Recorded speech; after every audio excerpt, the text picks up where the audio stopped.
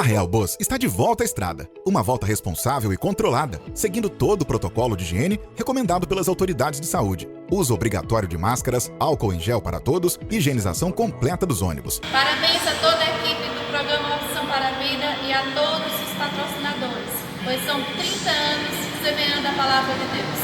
Parabéns, Pastor Poço, por essa iniciativa, esse programa maravilhoso que tem resgatado vida há 30 anos. Deus abençoe. Graças a Deus estamos juntos nessa manhã de sexta-feira, hoje 16 de abril, dia do desenhista. O programa Opção para a Vida nessa manhã lembra a todos que no próximo dia 18 deste mês estaremos celebrando culto em ações de graças pelo 30º aniversário do programa Opção para a Vida. Foi especialmente convidado o pastor Gilvan Rodrigues, da Assembleia de Deus e a Orquestra Louvores Eternais.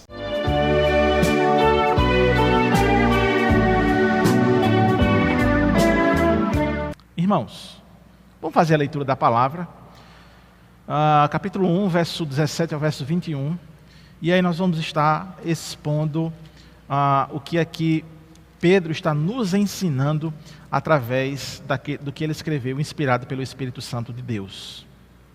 Ora, se invocais como Pai aquele que, sem acepção de pessoas, julga segundo as obras de cada um, portai-vos com temor durante o tempo da vossa peregrinação, sabendo que não foi mediante coisas corruptíveis, como prata ou ouro, que fostes resgatados do vosso fútil procedimento que vossos pais vos legaram, mas pelo precioso sangue, como de cordeiro sem defeito e sem mácula, o sangue de Cristo, conhecido com efeito antes da fundação do mundo, porém manifestado no fim dos tempos por amor de vós, que, por meio dele, tendes fé em Deus, o qual ressuscitou dentre os mortos e lhe deu glória, de sorte que a fé e a esperança esteja em Deus. Amados irmãos,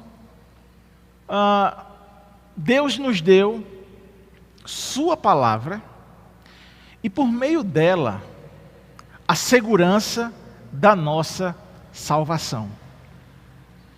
O que devemos fazer? Poderíamos perguntar, indagar nesta noite. A gente poderia então entender que o que nós devemos fazer é preparar o nosso coração e preparar a nossa mente, como Pedro aqui falou em momentos antes dessa carta. Que nada, absolutamente nada, venha atrapalhar o nosso entendimento a respeito da revelação que ele já tem falado, que Deus vem periodicamente falando. Nós aprendemos que Pedro passa a mensagem, que eles têm, aqueles leitores têm a mente já transformada. Pedro vai dizer que a mente dos crentes já estão cativas a Deus e que essas mentes então são capazes de pensar ativamente no sentido de promover o nome de Deus, a sua vontade e o seu reino. Eu quero frisar bem isso, para que você preste atenção, porque outra pergunta pode suscitar. E aí, o que nós poderíamos pensar, o que nós poderíamos perguntar, será que existe alguma coisa que atrapalhe o desenvolvimento no reino de Deus? Será que existe alguma coisa de fato que venha a me atrapalhar, como a gente refletiu semana passada, e a resposta que foi óbvia é que sim, existe o medo, existe a preocupação, existe a ansiedade, mas principalmente o pecado. Tudo isso atrapalha o servir a Deus. E com isso eu queria então pensar com você nesta noite, chamar a atenção de todos vocês, como de fato um pastor precisa chamar a atenção. Hoje as redes sociais têm uma penetração maior nos lares do que as mídias em tempos passados. Eu me lembro que nos anos 80 e nos anos 90, a mídia que adentrava as nossas casas era a fita cassete. Alguém chegava num gravador e gravava alguma palestra, alguma notícia, e essas fitas iam sendo reproduzidas, e chegava então a determinados líderes, e esses líderes tomavam essa fita e diziam que é a catástrofe, é o fim, agora nós vamos passar por isso, por aquilo, estão reunidos não sei aonde, e assim vai. Uma teoria da conspiração sem pé nem cabeça, mas muitos crentes absorviam aquilo, passavam a vida de igreja em igreja, e era aquele caos. Depois a mídia foi se transformando, e aí a gente vê o DVD, o CD-ROM. E da mesma forma, e eu me lembro que uma vez chegou um irmão para mim e disse: Júnior, você já viu esse DVD aqui? Está falando que em determinado lugar tem vários caixões que está preparado para a humanidade ser dizimada. Nesse DVD aqui também fala que quando o avião está passando e deixa aquele rastro de fumaça ou de vapor, aquilo ali está envenenando a humanidade, e as pessoas ficavam colocando aquilo, às vezes até mesmo no púlpito, dizendo algumas heresias, alguns besteróis. Mas tudo isso, irmãos, tudo isso pega apenas aqueles que estão desprevenidos daquilo que a palavra de Deus diz. Então eu quero chamar a atenção sua, com todo o amor, com toda a delicadeza que eu preciso, para que você fique cativo, de fato, ao que Deus fala através de sua palavra, para que você não entre nesse tipo de conversa, e que você às vezes perca até a tua tranquilidade, a tua segurança em salvação. Hoje, não é mais a fita cassete, nem um CD-ROM, nem um DVD. Hoje, as mídias estão pela internet, pelas nuvens, e chegam nas nossas casas aos bolos, aos montes, compartilhados, ou compartilhamentos de vídeo, de teoria da conspiração, de que vai acontecer isso e vai acontecer aquilo. Amados irmãos, você esqueceu que Deus está no controle de todas as coisas? Amado irmão, você esqueceu que Deus não deixou o mundo ao acaso, mas Ele governa de forma soberana todas as coisas, e a igreja, ela não deve estar com medo de que esteja acontecendo. A igreja, ela deve vislumbrar o que está acontecendo, pautado pelo escrutínio da palavra de Deus. Nós estamos seguros em Jesus. O juízo de Deus não é um juízo de condenação. O juízo de Deus é de exoneração da condenação. O juízo de Deus é didático. É para que a igreja aprenda, volte-se para Ele. O juízo de Deus é o seu amor para conosco.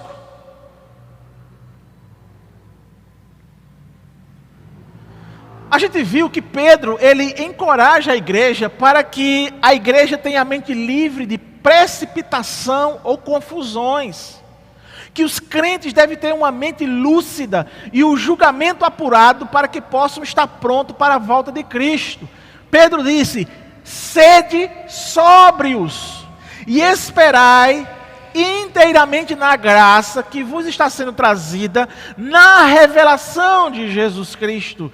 Você percebe que a igreja, ela tem nas suas mãos algo poderoso, algo transformador, que é a própria palavra de Deus. E eu preciso ainda contextualizar. Vemos que Pedro usa outra comparação ao se referir aos crentes. Ele diz assim: como os filhos da desobediência, ou melhor, da obediência. E a gente então percebeu que os pais ensinam seus filhos a serem obedientes, de modo que a obediência se torna uma coisa natural para a criança. Então, para Pedro, a obediência é apresentada como um conceito de santidade. O que é que você tem que se preocupar durante esses dias, todos os dias, e durante a tua peregrinação aqui na terra? Procura apresentar-te a Deus de forma santa, porque Deus é santo. É essa a ideia que Pedro passa. Lembremos também sobre a realidade do mundo ter uma forma conhecida dos crentes. Essa forma, ele nessa época já havia vivido, que é o molde que o mundo dá para que se vivam de acordo com o pensamento, com as inclinações. E esse modo, Pedro vai avisar para a igreja: cuidado, porque tem o perigo que se caia de novo nesse molde. Então, Pedro, ele vai lembrar que fomos chamados para mostrar ao mundo um tipo diferente de comportamento. Um comportamento que se assemelha ao Cristo. Que aquelas pessoas que ouviram falar dele, de Cristo, e aprenderam dele, adquiriram características que testemunham que eles são diferentes do mundo, que eles não se amoldam mais ao mundo, mas se amoldam ao padrão de Cristo. É essa a realidade que nós, como crentes, temos que viver. Podemos dizer aqui que esse atributo de Deus, a santidade, ele é muito importante. Porque ele é essencial nessa sociedade caótica e podre. Então, se o adjetivo descritivo santo revela a pureza absoluta de Deus, aos que ele chama para serem confiantes e que confirme a santidade no próprio Deus. E aí adentramos ao nosso texto de hoje. Verso de número 17, ele diz: ora, se invocais como Pai aquele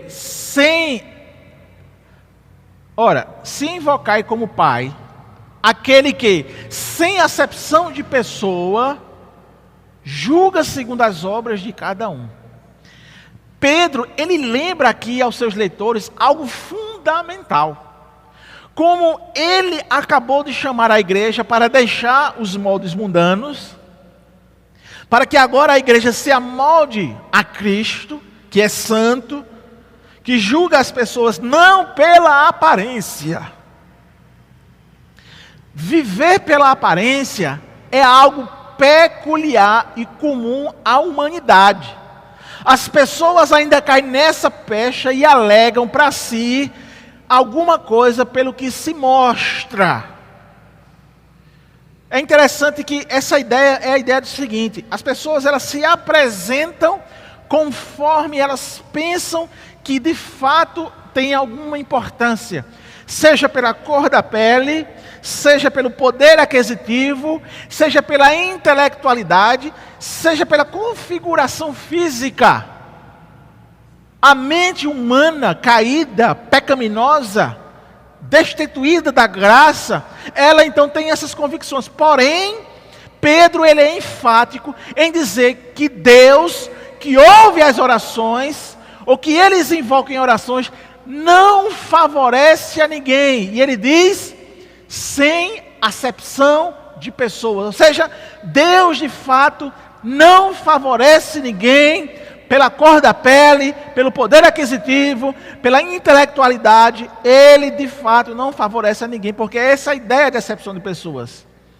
Porque Deus está interessado, e aqui é o que Pedro então vai trazer essa ideia, ele está interessado no coração da pessoa, e julgará de acordo com as ações e intenções deste coração. E aí ele completa, né? Ele julga segundo as obras de cada um. É como se Pedro lembrasse a todos que Deus, ao qual agora é chamado de Pai, também é o nosso juiz, e esse juiz, na sua justiça, ele é imparcial. Nessa conjectura de imparcialidade, se a gente pegar então uma comparação do que nós estamos vivendo nos dias de hoje, perceba que a inversão de valores, ela sempre aconteceu na humanidade, não é novidade nenhuma. Nós temos então um grande teatro que se pintou no nosso país, onde um ex-presidente foi julgado, foi levantado provas e foi condenado, mas que agora a coisa foi invertida pelo próprio poder judiciário, ou seja, pelo próprio direito, também com provas, também com argumentações. Mas o fato é que, irmãos, a instituição humana ela é falha. A instituição humana ela jamais se comparar à justiça de Deus. Por isso que a gente pode dizer que Deus, quando julga, ele julga segundo as obras de cada um de forma imparcial. E é isso que Pedro está querendo nos dizer aqui. Deus, definitivamente, ele não favorece a ninguém. Nem rico, nem pobre, mulher ou homem, negro ou branco, senhor, escravo, absolutamente nada. Deus é nosso Pai e juiz. E a gente poderia então perguntar, que propósito disso? Ou qual o propósito disso? E aí Pedro nos responde: portai-vos com temor durante o tempo da vossa peregrinação. Então Pedro diz para que os crentes vivam conscientes da presença de Deus, que tudo vê, mas também que existem outros olhos, os olhos do mundo, ou seja, todos ao nosso redor também vê nosso comportamento, e essa realidade se mostra quando recebemos aquelas piadas que aqui a gente já falou algumas vezes, e é porque é crente. Valeu, irmãozinho. Então, é nessa perspectiva de que a gente entende, o que Pedro está dizendo aqui é o seguinte, que a gente deve portar com temor durante o tempo da nossa peregrinação, não só porque Deus está nos vendo, mas também porque as pessoas ao nosso redor estão nos vendo, a nossa família está nos vendo, os nossos amigos estão nos vendo, a sociedade como um todo está nos vendo. E fazendo então uma tradução melhor, vamos entender que a palavra temor não é medo, mas sim reverência, e essa reverência para com Deus, que se desdobra em respeito superlativo a essa divindade. Esse é o temor, sabendo que Deus de fato requer de nós toda a reverência, e essa reverência para com Deus ela vai se desdobrar nesse respeito superlativo. Com isso, outra característica da humanidade caída que a gente pode pensar aqui, é que a humanidade caída faz juízo de valor, aquilo que ela acha que tem valor. Por certo, as relações naquele tempo comerciais pujantes, já dava o devido valor aos metais preciosos como ouro e prata. Talvez os irmãos ali levavam isso muito em conta, e até podiam sonhar em ter ouro e prata para poder comprar o que queriam. Porém, a redenção não tem preço. E tem, na verdade.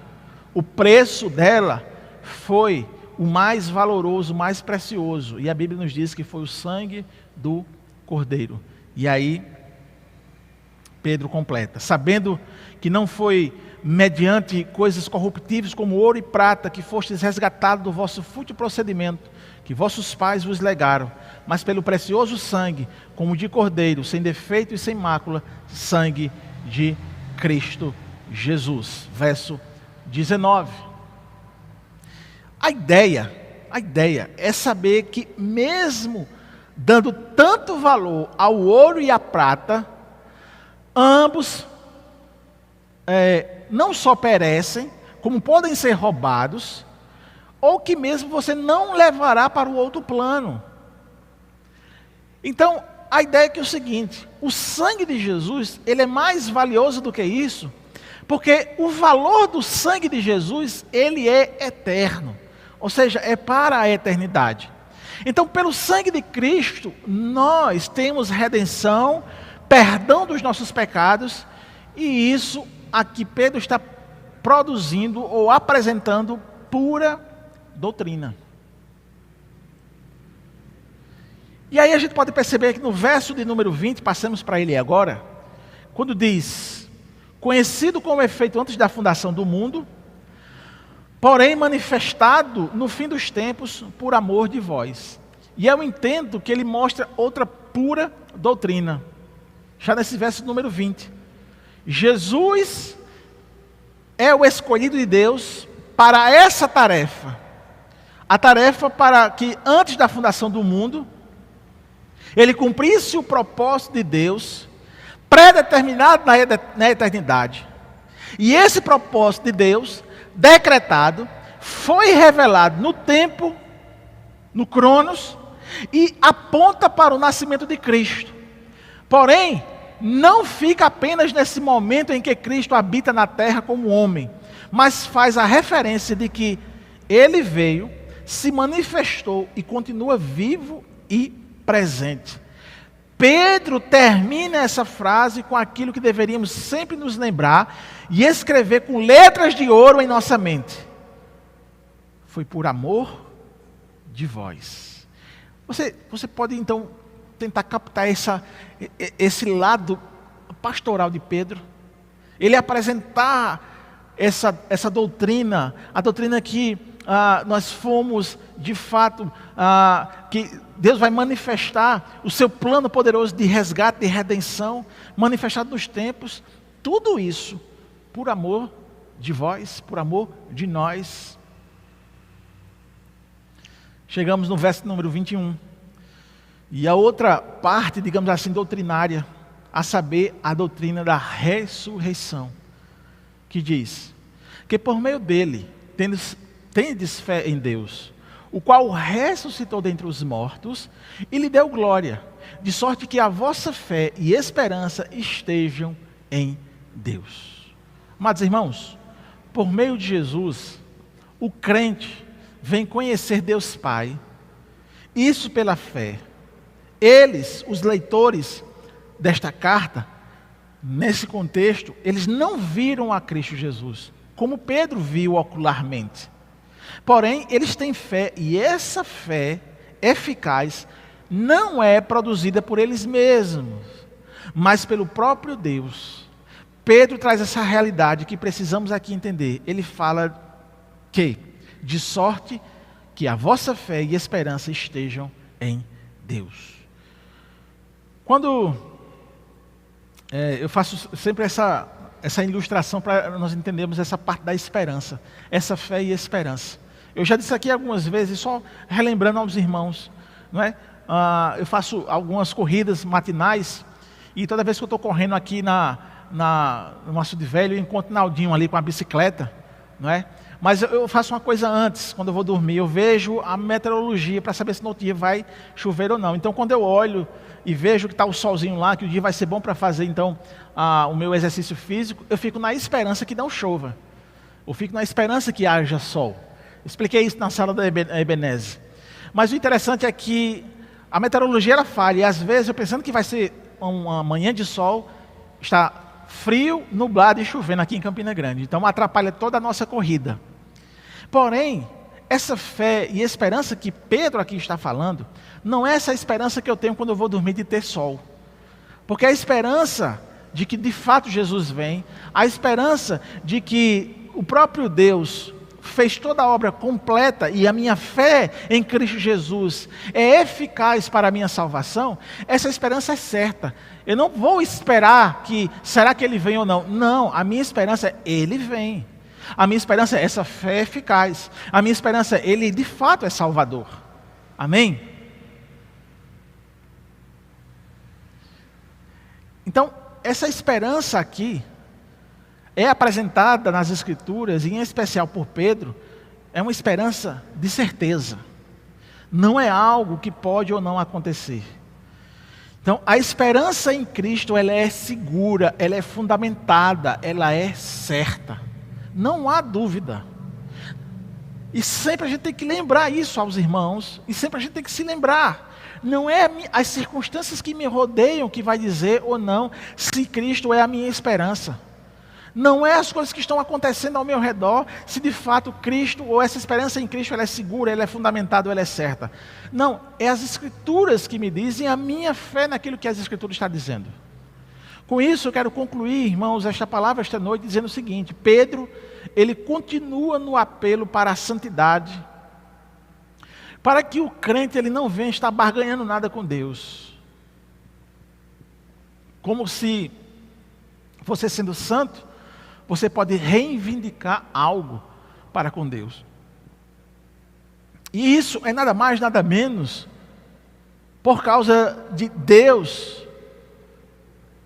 E o que a gente faz é de fato por causa de Deus, e nos inspira para fazer cada vez mais, e nos inspira para ter mais reverência, respeito, um superlativo respeito a Deus, um amor incondicional ao Senhor. Santidade, então, ele vai remeter a um relacionamento com Deus.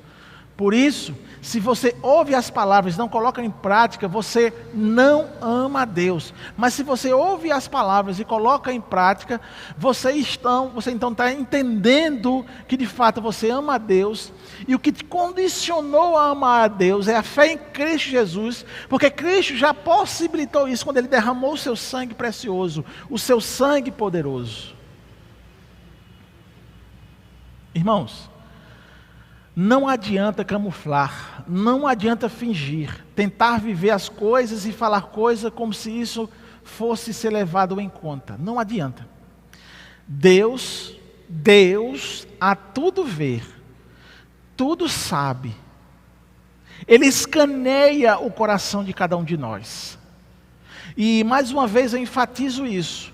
Quando estamos de forma sincera e verdadeira, Deus que sonda o coração dará a paga conforme sua justiça e não nosso merecimento.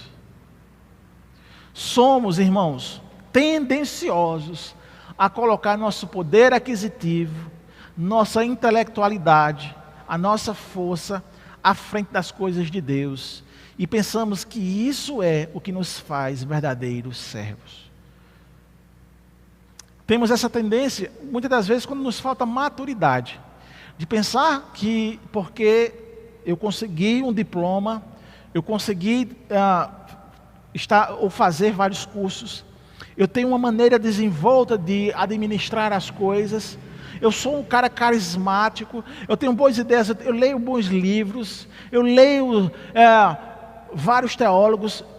Irmãos, definitivamente, quando a gente chega numa maturidade, a gente vai entender pela palavra que isso não te gabarita para alguma coisa. Na verdade, isso deve ser feito de forma como se fosse uma devocional ao Senhor. E que você está fazendo isso para servir ao Senhor. E aprenda uma coisa.